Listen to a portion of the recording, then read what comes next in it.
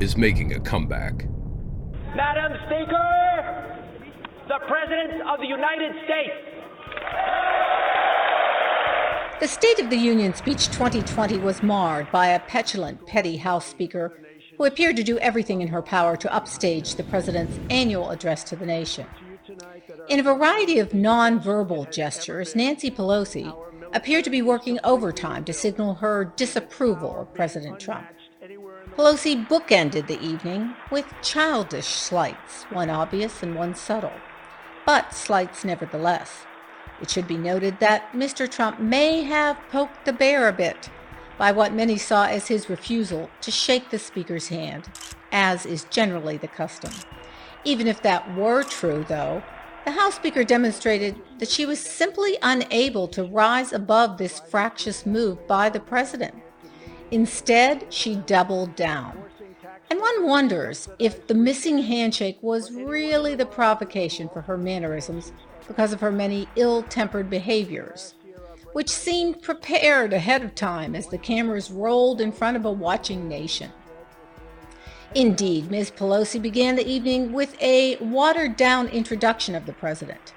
Tradition is that every president is introduced by the Speaker of the House with the following words, quote, "I have the high privilege and distinct honor of presenting to you the President of the United States," unquote. Instead, Pelosi said, "Members of Congress, the President of the United States." This subtle insult was likely lost on millions of Americans watching, but the chattering class quickly brought it to their attention. As the President launched into the facts and figures of where the country stands under a Trump administration, the House Speaker was seen in near constant motion. She was always shuffling a paper or chewing at her lipstick, almost like she was chewing her cud, and making odd faces at key junctures. This was a difficult series of gestures to pull off since Mr. Trump's speech was, well, largely based on personal stories. Some of them were tragic, some of them were heroic, and all of them were guests in the gallery. Thus, her actions appeared to signal more than just disrespect for Mr. Trump, but often came off as tacit disdain for ordinary Americans. The leader of the opposition saved her coup de grace for the end, though. That's when she stood up and began ripping what are assumed to be the pages of the President's speech. And God bless. It was unmistakable, it was demonstrable, and it was petty.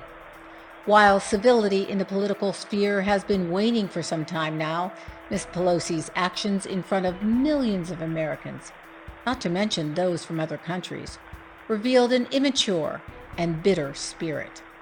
This from a woman 79 years old who managed to behave as if she were two. Americans already know the Congresswoman from California doesn't like or approve of the President. Her nonverbal behaviors were unnecessary and embarrassing. It's time for House Speaker Nancy Pelosi to grow up and stop the silly shenanigans. And that's my parting shot.